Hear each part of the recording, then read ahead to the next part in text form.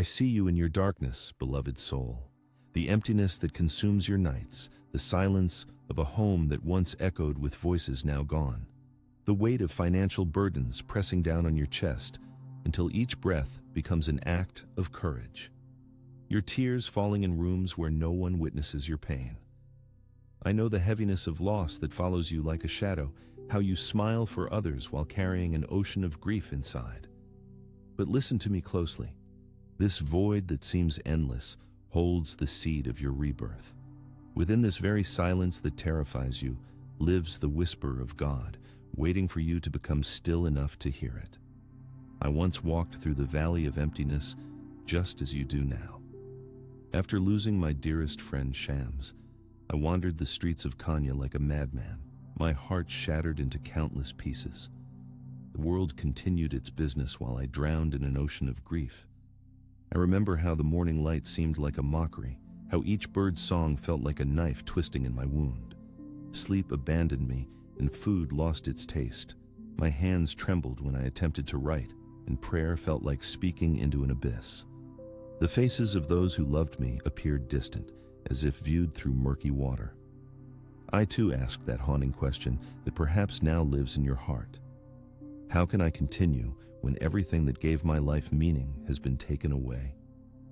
It was on the 40th night of my deepest anguish that I discovered the first key to transformation. The night was unusually cold, and the wind rattled the windows of my small room like impatient spirits seeking entrance. I sat on my prayer rug, too exhausted even for tears, when suddenly I noticed something extraordinary in its simplicity. Between my thoughts of grief, there existed tiny spaces of silence. These intervals, almost imperceptible, were like small clearings in a dense forest of pain. Rather than filling them with more thoughts or prayers or questions, I simply remained present to them. I watched as my chest rose and fell with each breath, feeling the air enter my nostrils, cool and pure, then exit, carrying with it a small portion of my suffering. As I continued this practice night after night, these spaces began to widen. It was not that my grief diminished immediately, but rather that I found room to exist alongside it without being consumed. The pain remained, yet I discovered within myself a witness to this pain, a presence that observed without judgment, that held my suffering with infinite tenderness. This witness, I came to understand, was not separate from God, but was God's own gaze, looking through my eyes, God's own breath breathing through my lungs. Many believe that spiritual awakening comes through extraordinary visions or ecstatic states. I learned that true transformation begins with the simplest of actions, conscious breath in the midst of suffering. When you feel the weight of your loss threatening to crush you, when the future appears as an endless desert without water, pause and place your attention on your breath, not to escape your pain, but to create space around it. God does not arrive from some distant heaven to rescue us from our humanity. God awakens within our very wounds when we have the courage to be fully present with them. The mind will tell you that your pain is a sign of failure, that your brokenness indicates weakness of faith. This is the great deception. In truth, your vulnerability is the crack through which divine light enters your being. When I finally surrendered to the reality of my grief rather than fighting against it, I discovered something that contradicts all worldly wisdom. Presence is not the absence of pain, but the transformation of it. By staying fully present with my suffering, without trying to fix it or flee from it, the suffering itself became a doorway to deeper communion with the Beloved. There is a practice I developed during those dark nights that I offer to you now. Set aside 3 minutes each day, preferably at dawn when the world is still quiet. Sit with your spine straight but not rigid, like a mountain that is both firm and gentle. Place one hand on your heart, feeling its steady rhythm beneath your palm. Close your eyes and follow your breath as it enters and leaves your body. When thoughts arise, as they inevitably will, do not fight them. Simply observe them passing like clouds in the vast sky of your awareness, then gently return your attention to your breath. In this simple act of conscious breathing, you create a sanctuary in the midst of chaos, a still point around which your healing can begin to orbit, Remember that God speaks most clearly in silence, not the silence of emptiness, but the pregnant silence that holds infinite possibility. The prophet Job found God not in the whirlwind or the earthquake, but in the still, small voice that followed. Similarly, the answer to your suffering will not come as thunderous revelation, but as gentle insight born of patient attention. Trust in this process even when results are not immediately visible. The seed breaking open in dark soil feels only pain, not knowing that this very breaking is the beginning of new life. As you practice this returning to presence day by day, you will notice subtle shifts in your relationship with pain. What once seemed like an enemy to be defeated becomes a teacher, guiding you toward greater wisdom and compassion.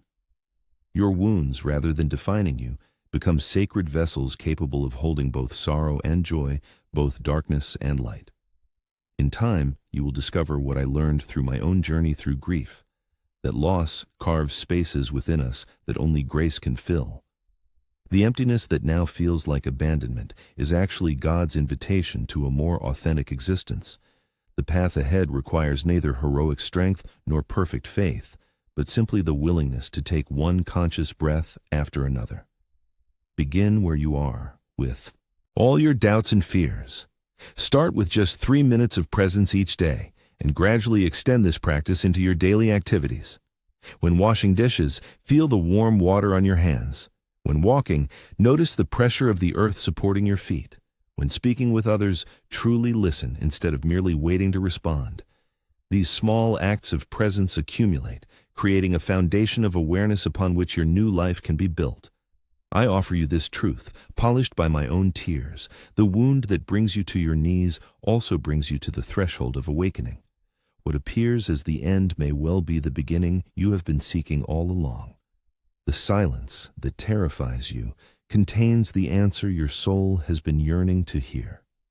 Trust that behind your darkest night waits a dawn more beautiful than any you have yet witnessed.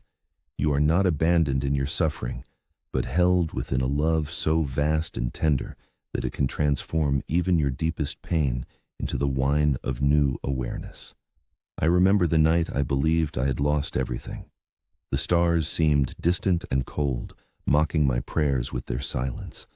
My reputation as a scholar lay in ruins, my family questioned my sanity, and the religious authorities whispered accusations of heresy behind cupped hands. After Shams disappeared, I wandered the streets of Kanya like a beggar, searching not for bread but for a single trace of the divine presence that once illuminated my days. My hands, once steady while writing scholarly texts, now trembled uncontrollably. My voice, once confident in reciting holy verses, cracked and faltered. I felt exposed before the world, my brokenness visible to all who cared to look. It was during this time of profound vulnerability that I discovered a truth, contrary to everything I had been taught. Strength does not come from building walls around our wounds, but from allowing them to breathe in the open air. The world had taught me to hide my pain, to present only my accomplishments and certainties. Yet, in the silent hours before dawn, as I pressed my forehead against the cool earth in prayer, I heard a gentle whisper within. Your brokenness is not a punishment, but a passageway. I know the shame you carry about your failures, the weight of expectations you could not meet, the promises broken, the relationships damaged, the addictions that pulled you back just when you thought yourself free. I know how you hide these wounds from others, perhaps even denying them to yourself.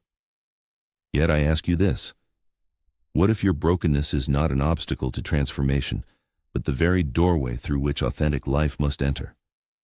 What if God is not waiting for your perfection, but is actively present in your vulnerability? I want to ask you a question, and I ask you to be honest with me and yourself. What wound are you hiding that most needs the light of compassionate attention? What part of yourself have you judged as unworthy or beyond redemption? If this touched something real inside you, if you recognize this struggle, write in the comments. My wounds are pathways, not barriers. When you share this, you're not just freeing yourself, you're lighting a candle for someone still walking in darkness. Your courage to speak truth may be exactly what another soul needs to hear today. One morning during my darkest period, I witnessed something that forever changed my understanding of strength. Walking along the edge of the city, I came upon an ancient olive tree that had been struck by lightning. Half of its trunk was blackened and split open, exposing its core to the elements. Yet remarkably, the remaining portion continued to bear fruit, perhaps not as abundantly as before, but with a sweetness that seemed intensified by its struggle. Standing before this wounded tree, I felt God's presence more powerfully than in any mosque or prayer hall. Here was strength revealed not despite brokenness, but through it. Beauty not in perfection, but in resilient continuation. That tree became my teacher. I visited it daily, observing how it neither hid its wound nor was defined by it. It simply continued to draw nourishment from the earth, to reach toward the sun, to offer its fruit to any who passed by. In its presence, I began to understand that my own wounds could become sources of unexpected nourishment, not just for myself, but for others who suffered similarly. The very experiences I had tried to hide or overcome could become wellsprings of compassion if I allowed them to be transformed by divine presence. God does not wait until we are healed to draw near. This is perhaps the most profound misunderstanding that keeps souls in isolation. God is most intimately present in our broken places, in those chambers of our hearts we dare not open to others for fear of rejection.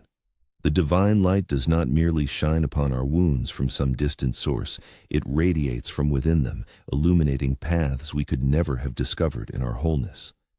I began a practice during this time that I offer now to you.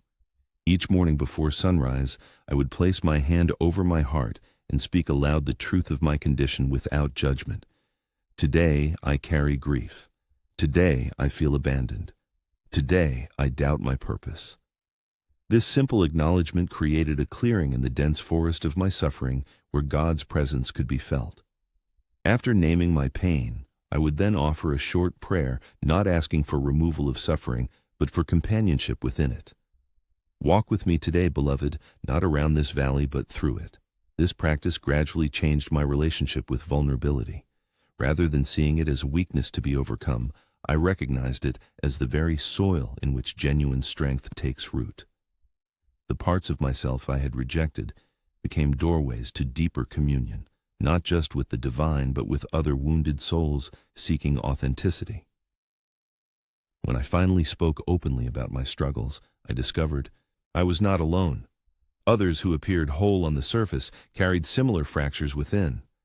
In sharing our brokenness, a community of healing began to form around the truth of our common humanity.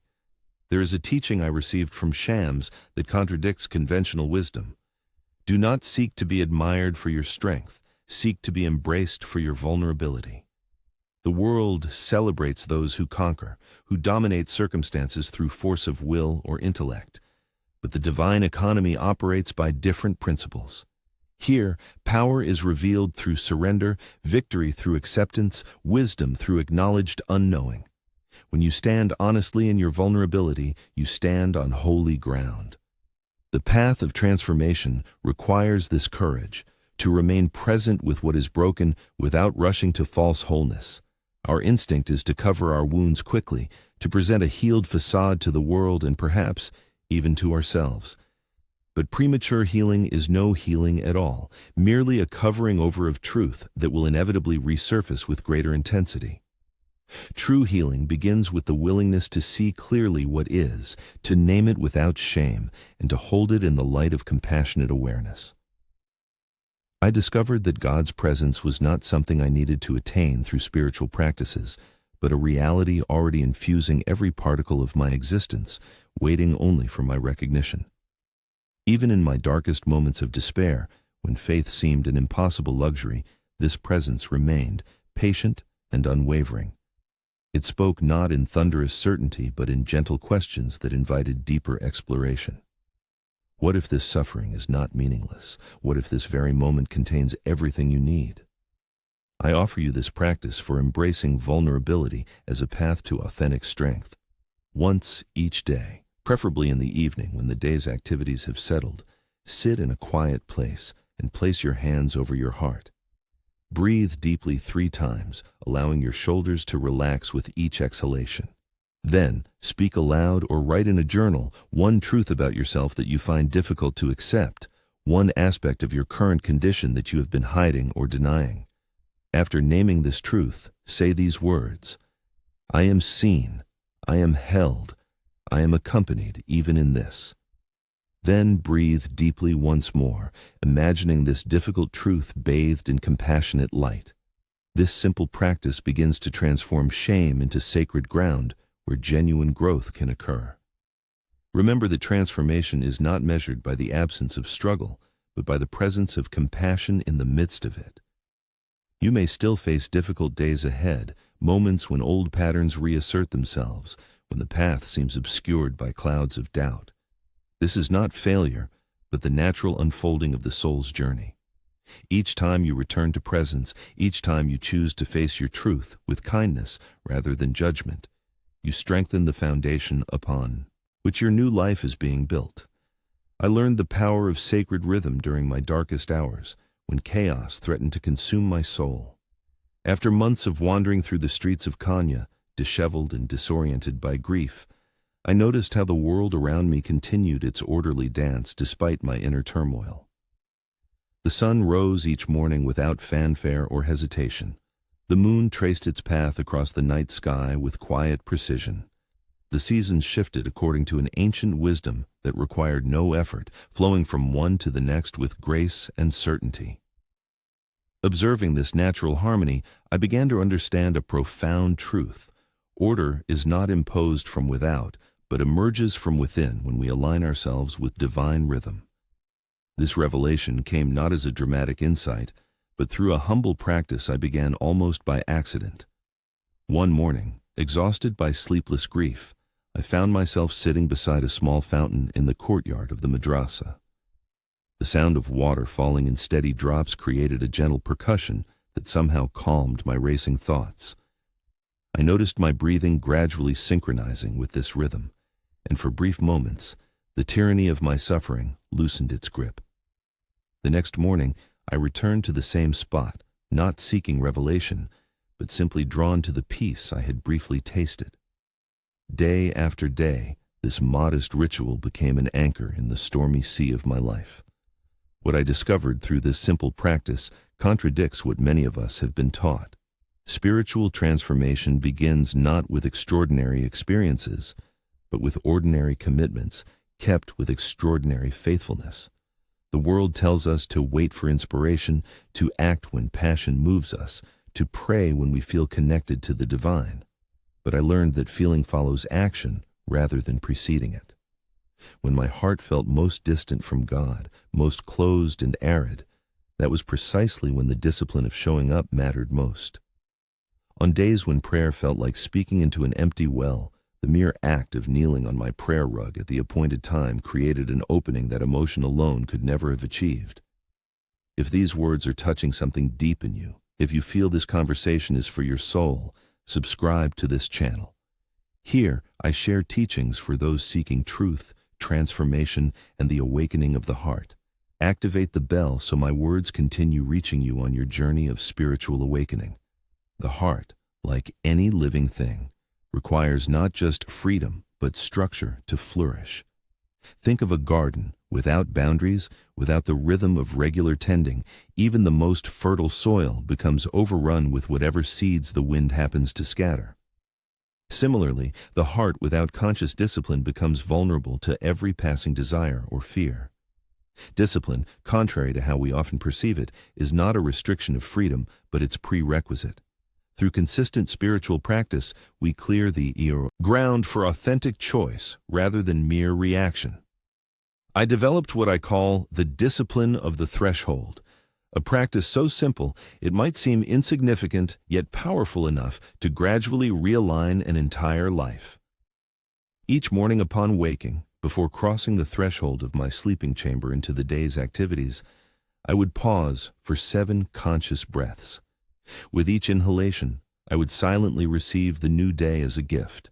With each exhalation, I would release one expectation or worry about what lay ahead. This brief ritual, requiring no special knowledge or preparation, became a doorway through which I entered each day with greater presence. Similarly, at the threshold between day and night, I established another simple practice. Before lying down to sleep, I would stand at my window and look at the stars, or if the night was cloudy, simply feel the darkness enveloping the world. I would then speak aloud 3 specific moments from the day for which I felt grateful, no matter how small or seemingly insignificant. Even on the bleakest days, when grief or confusion clouded my vision, I could always find something to acknowledge. The taste of water when I was thirsty, the warmth of sun on my face, the kindness in a stranger's eyes. This practice slowly shifted my attention from what was missing to what remained, from what had been lost to what was continually given. God's presence permeates every moment, every breath, every heartbeat, yet our awareness of this presence fluctuates like clouds passing before the sun. The divine light never diminishes, only our perception of it changes. Through consistent spiritual practice, we do not create this presence, but rather attune ourselves to what has always been there, like an instrument being tuned to resonate with a particular frequency. This attunement happens not through spectacular efforts, but through faithful attention to small things: how we enter a room, how we speak to a child, how we handle disappointment, how we eat our daily bread. I offer you now a practice that transformed my relationship with daily life, turning mundane activities into opportunities for communion with the divine. Choose one ordinary action that you perform each day almost automatically: washing your hands, opening a door, drinking water, walking upstairs. Commit to bringing full awareness to this one action whenever you perform it. Feel the sensation of water on your skin. Notice the weight of the door handle in your palm. Taste the coolness of water in your mouth. Sense each muscle engaging as you climb. This practice of sacred attention, applied consistently to even one small action, begins to extend naturally to other areas of life, gradually transforming how you move through the world.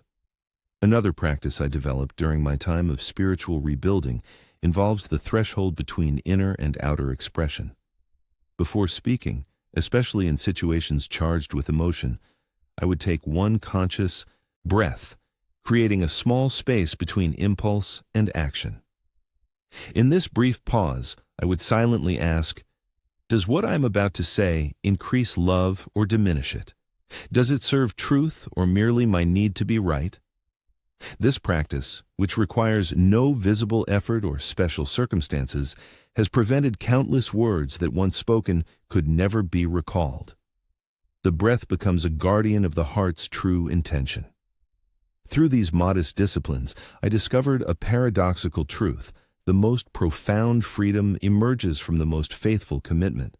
When we align our daily actions with our deepest values, when we bring conscious attention to ordinary moments, we begin to experience life not as a series of random events, but as a coherent unfolding of meaning. The scattered fragments of our experience gradually reveal their interconnection, like stars that form a constellation only when viewed with patient attention. The spiritual path is not a straight line of continuous ascent, but a spiral that often brings us back to familiar challenges at deeper levels. There will be days when old patterns reassert themselves, when promises are forgotten, when the practices that sustained us seem to lose their power. These apparent setbacks are not failures, but invitations to recommit with greater understanding. Each return to discipline after wandering strengthens our capacity for faithful attention. The measure of spiritual maturity is not unbroken consistency, but the decreasing time it takes to notice when we have strayed and the increasing gentleness with which we guide ourselves back. I encourage you to begin today with just one simple commitment: 7 conscious breaths each morning before engaging with the world. Not a complicated meditation, not an elaborate prayer ritual, just 7 breaths taken with complete attention.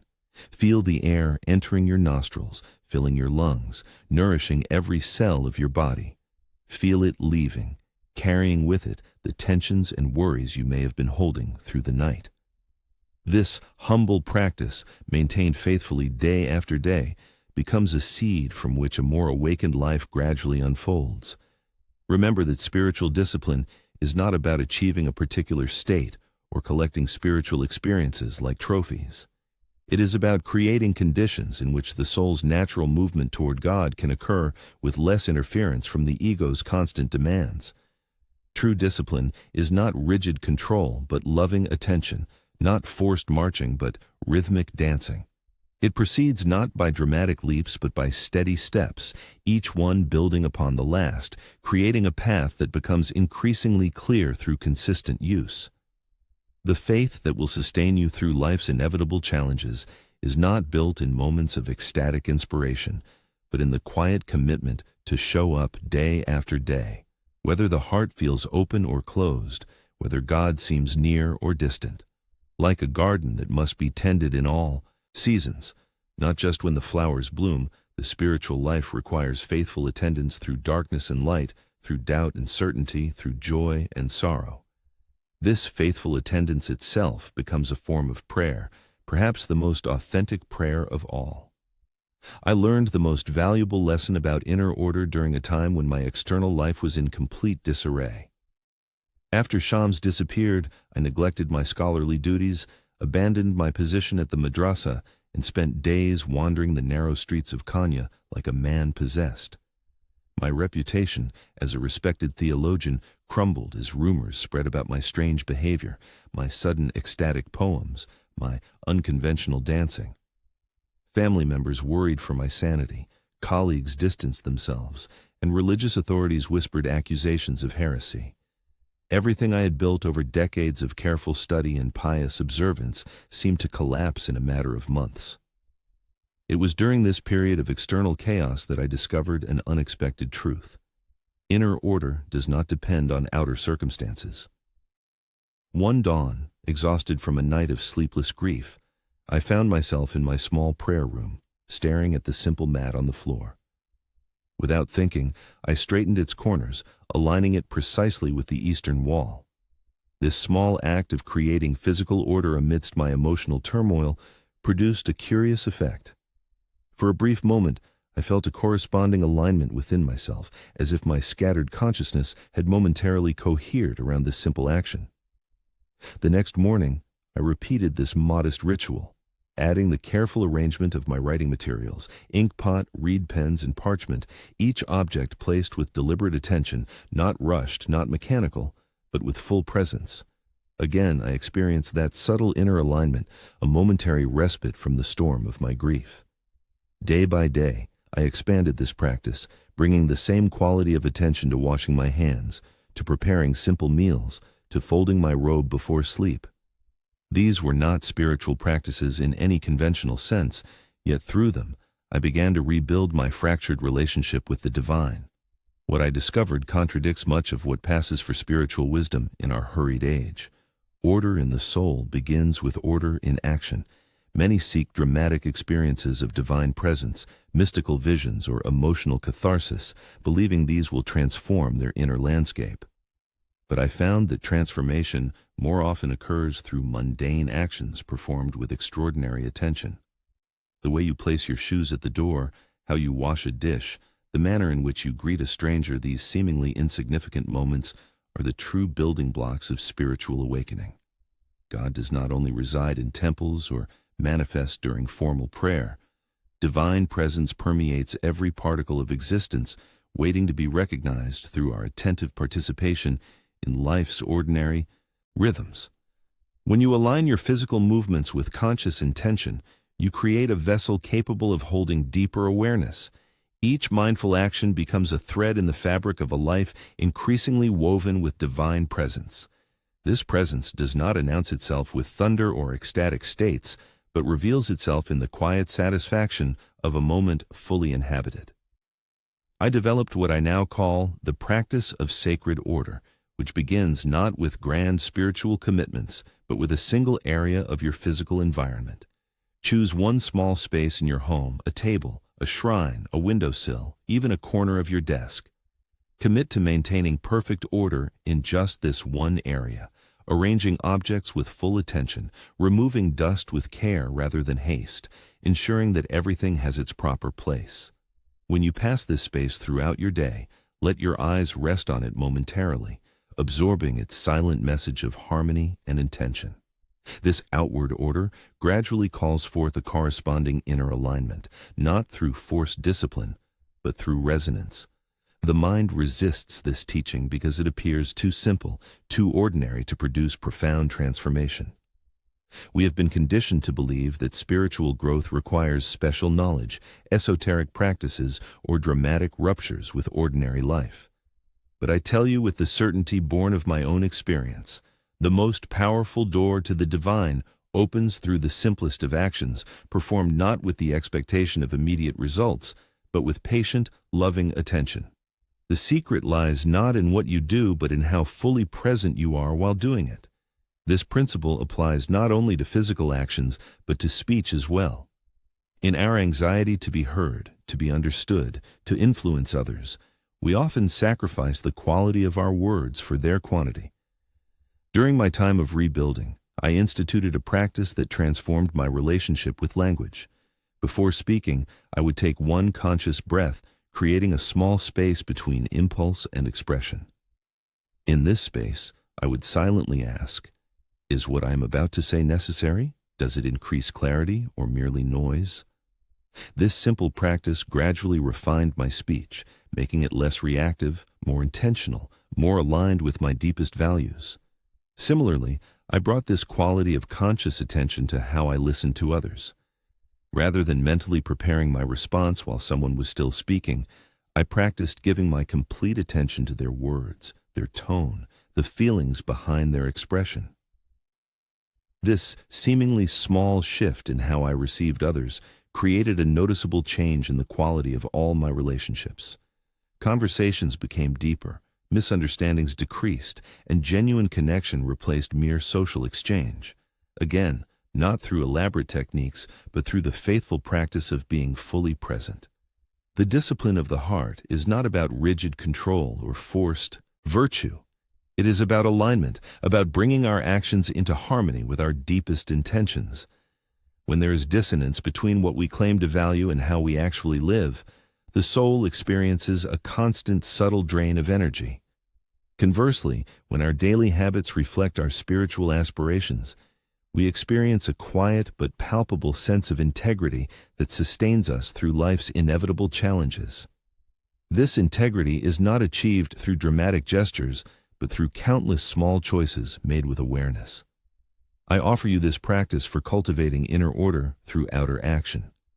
For 1 week, choose a single daily activity that you normally perform automatically: washing your face, making your bed, preparing breakfast. Commit to bringing complete attention to this one activity each time you perform it. Feel the temperature of the water on your skin, notice the texture of the bedsheets in your hands, observe the colors and scents of the food you prepare. Perform each aspect of this activity with deliberate care, not rushing toward completion, but fully inhabiting each moment of the process. This simple practice begins to bridge the artificial gap between spiritual life and everyday life, revealing them as one continuous expression of divine presence. Remember that the goal is not perfection, but presence. There will be days when old patterns of haste and distraction reassert themselves, when the mind pulls you away from the simple truth of the moment. These apparent failures are not obstacles, but opportunities to practice gentle self-correction, to return to presence without self-judgment. The spiritual path is not a straight line, but a spiral, often bringing us back to familiar challenges at deeper levels. Each return strengthens our capacity for faithful attention. The peace you seek does not exist in some future state to be attained, but in the quality of your participation in this very moment. When you align your actions with aware presence, you discover that order is not imposed from without, but emerges naturally from within. Like a musician finding the perfect tempo, neither rushed nor dragging, your life begins to unfold with a rhythm that feels simultaneously effortless and intentional. This is the hidden teaching that transforms ordinary existence into a sacred journey. Presence precedes peace. Order in action creates order in the soul. And the divine reveals itself not primarily in rare moments of exaltation, but in the quiet joy of a life lived with unwavering attention. I remember the day I first noticed the subtle shift occurring within me. It did not arrive with fanfare or dramatic revelation. There was no voice from heaven, no blinding light on the road to Damascus, no sudden parting of the veils between worlds. Instead, it happened while I was washing a simple clay cup after my morning meal. As the water flowed over my hands, I became aware of an unusual quality of presence permeating this ordinary action. My breath was steady, my movements unhurried, and my mind, typically scattered in 1,000 directions, rested quietly in the simple sensation of water against skin. In that unremarkable moment, I recognized a truth that would forever change my understanding of spiritual transformation. The most profound changes occur almost imperceptibly, like dawn approaching through gradual degrees of light. For months, I had faithfully maintained the practices I established during my darkest period: constant prayer at the appointed times, mindful attention to daily tasks, conscious breathing before speaking, gratitude acknowledged before sleep. Often, these disciplines felt mechanical, empty of the divine presence I so desperately sought. I continued not from immediate reward, but from a deeper commitment that transcended my fluctuating emotions.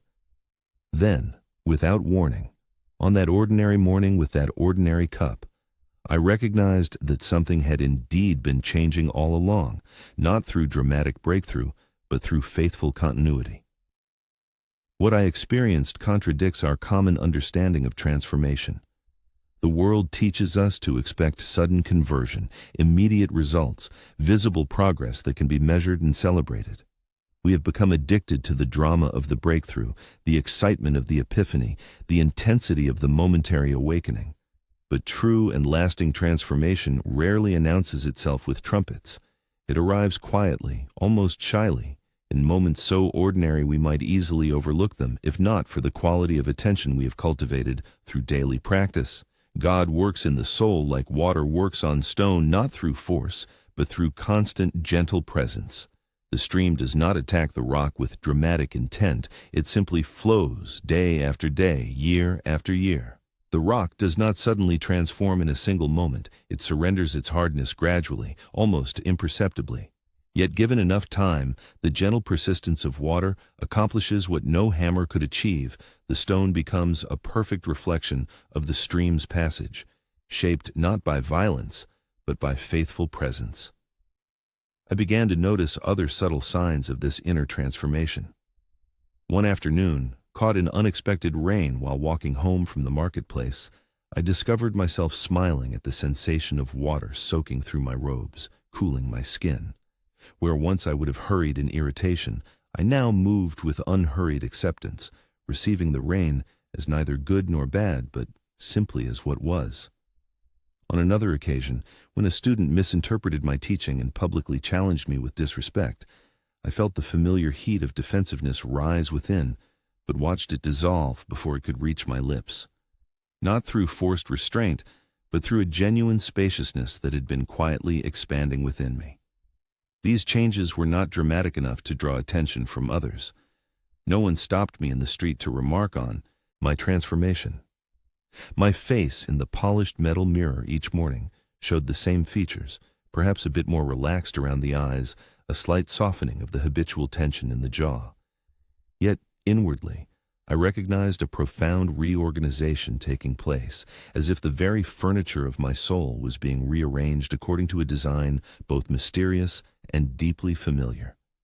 The presence of God, which I had so desperately sought in ecstatic states and mystical practices, revealed itself most clearly in this gentle reconfiguration of my ordinary responses to life.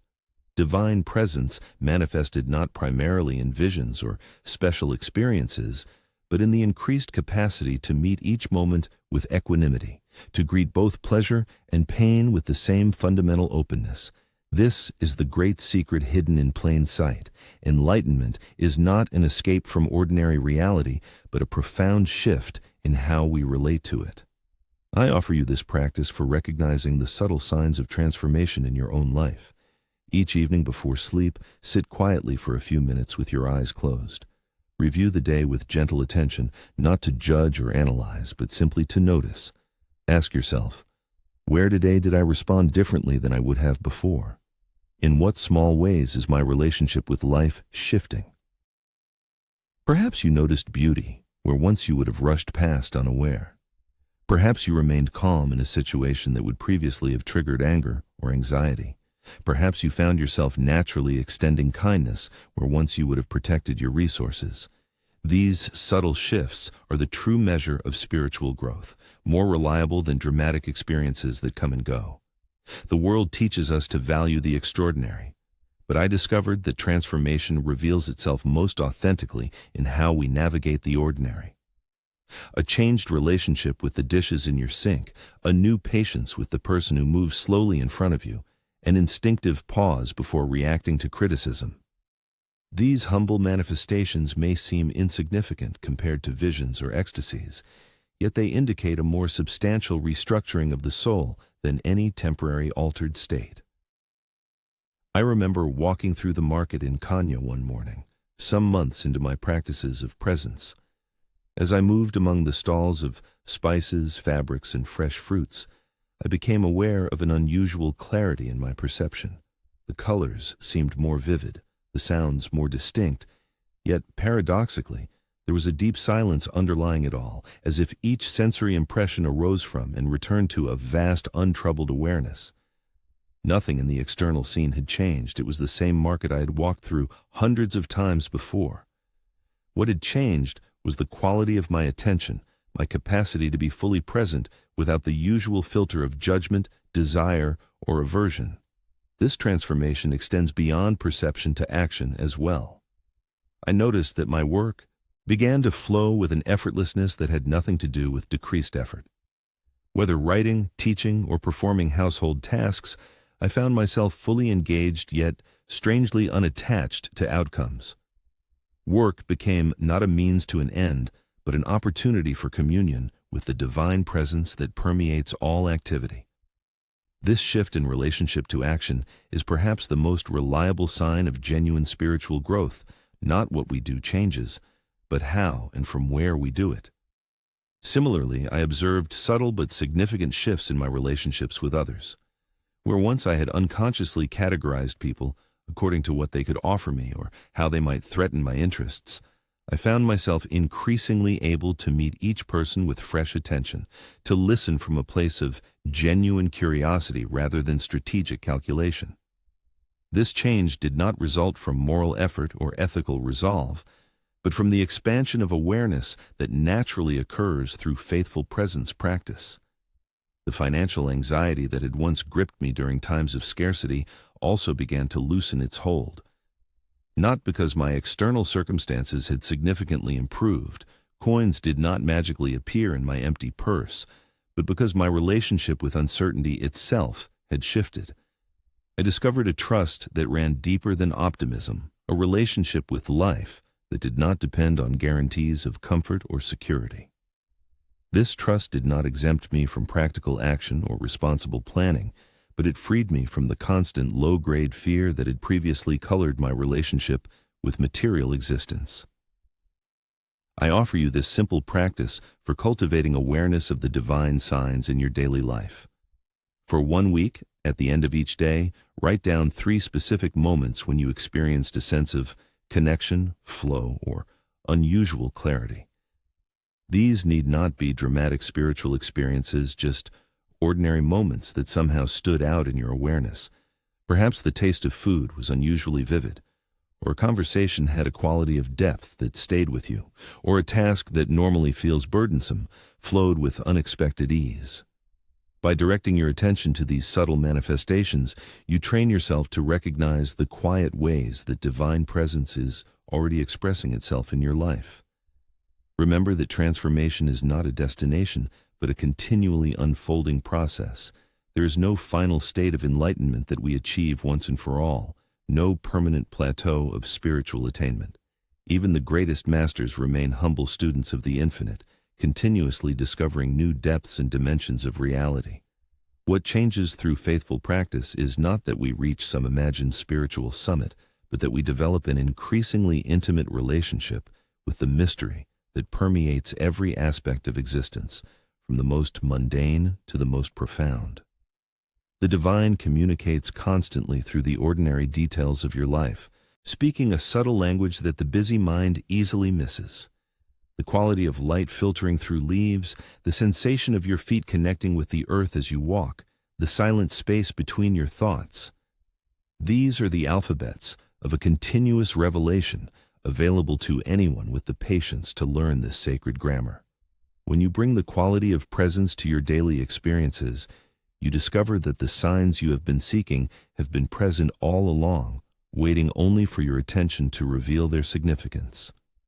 I speak to you now from the other side of darkness, not as one who has escaped suffering, but as one who has learned to carry it with greater grace.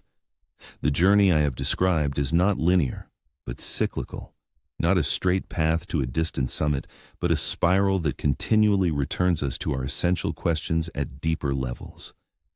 Even now, decades after my darkest night when Shams disappeared from my life, I encounter moments of doubt, periods of aridity, seasons when divine presence seems more concept than experience. The difference is not that these challenges have ceased, but that I have developed a more intimate relationship with them, a capacity to recognize them as temporary weather patterns in the vast sky of awareness rather than statements about my spiritual adequacy. What I offer you is not a promise of perpetual bliss or freedom from life's inevitable storms. Such promises belong to charlatans and those who have not truly walked through the valley of human suffering. Instead, I extend the more modest yet ultimately more reliable invitation to discover the unshakable center that exists within you even now, a still point that remains unmoved even as the circumference of your life experiences all manner of turbulence. This center is not something you must create or achieve. It is your original nature, the ground of your being that has been present from the beginning, waiting patiently for your recognition. The practices I have shared, breathing consciously in moments of distress, bringing full attention to ordinary actions, acknowledging vulnerability without shame, maintaining order in one small area of your life, recognizing subtle signs of transformation are not techniques for escaping reality, but doorways into more intimate communion with it. They do not promise to eliminate pain, but to transform your relationship with it, revealing how even the darkest experiences contain hidden nutrients for the soul's growth. As the shell must crack for the bird to emerge, as the seed must split open in dark soil before new life can sprout, so too our suffering can become the very ground from which a more authentic existence arises. God has never been absent from your life, not even in your moments of deepest despair or most stubborn doubt. The divine presence permeates every particle of existence, every breath, every heartbeat, every moment of joy and sorrow. What changes through spiritual practice is not God's proximity to you, but your capacity to recognize and respond to this perpetual presence. Like eyes adjusting to darkness, the soul gradually develops the sensitivity to perceive what has been there all along. This perception comes not primarily through extraordinary experiences, but through faithful attention to ordinary moments, not through dramatic leaps, but through patient, consistent steps in the direction of presence. I learned this truth most profoundly during a period of intense doubt that followed several years after my initial awakening through grief. The ecstatic poems that had flowed so freely began to slow. The sense of divine inspiration that had guided my teaching seemed to withdraw, and I found myself once again in a spiritual desert, questioning everything I thought I had understood. For weeks I continued my practices mechanically, without joy or sense of connection. My prayers felt like stones, dropping into a well too deep to produce even an echo. My meditation brought not peace, but restlessness. The sacred texts that had once shimmered with meaning now appeared as lifeless marks on parchment. It was during this arid period that I discovered perhaps the most important principle of the spiritual path. Faithfulness transcends feeling. One dawn, as I knelt on my prayer rug feeling nothing but emptiness, I had a simple realization. I could continue to show up, to breathe consciously, to direct my attention toward the divine, regardless of emotional confirmation.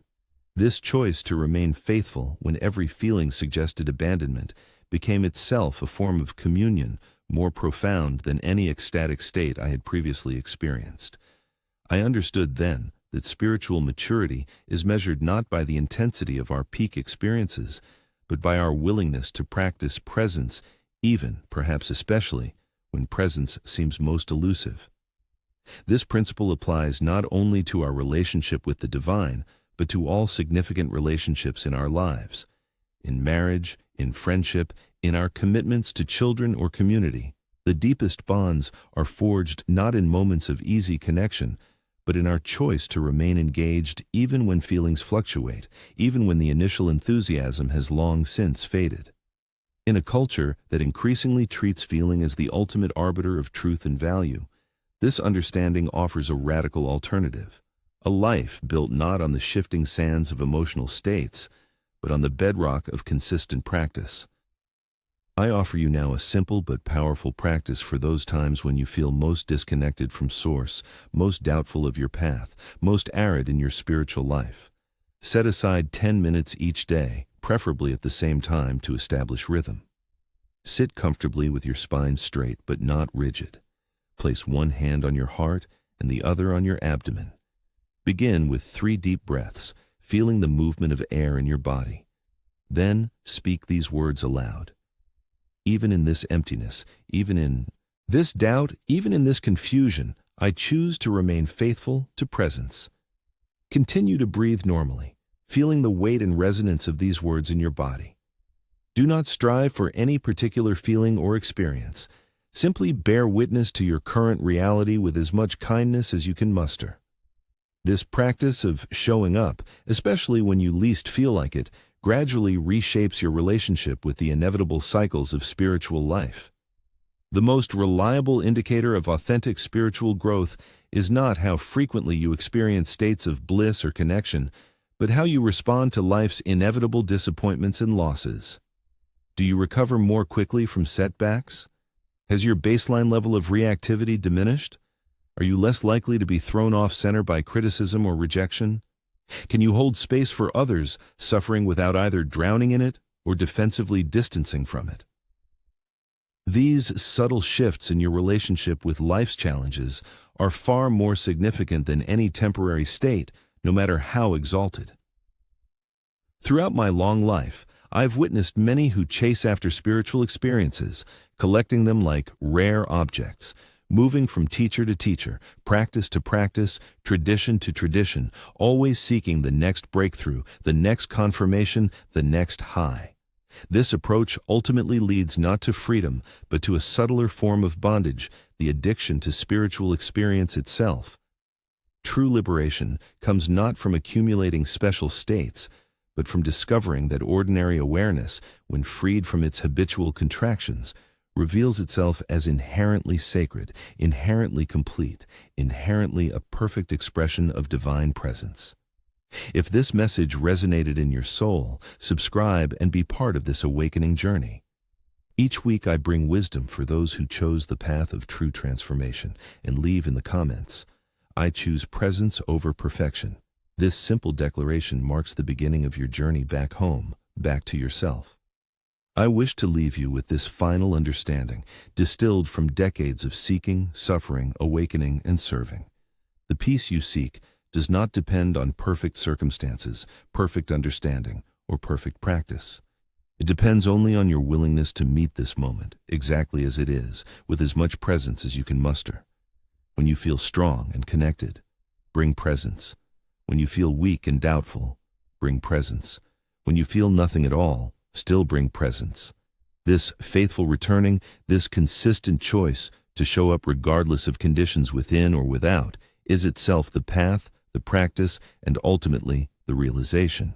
The air you are breathing right now, the weight of your body against the chair or floor, the thoughts and feelings currently moving through your awareness. These are not obstacles to be overcome before your spiritual life can begin. They are the very contents of your spiritual life, the raw materials with which the divine is already working. Your task is not to escape them or transcend them, but to infuse them with the quality of conscious attention that reveals their inherent sacredness. Begin now, not when you feel more prepared, not when circumstances improve, not when you have read more books or attended more retreats, but in this very moment. Place one hand on your heart and feel its steady rhythm beneath your palm. Take 3 conscious breaths, feeling the air enter and leave your body. Say to yourself, with all the conviction you can gather, I am here now. This is enough. From this simple commitment to presence, all other aspects of the spiritual path naturally unfold, not as a burden to be carried, but as a flower, opening to the light it has always contained within its seed.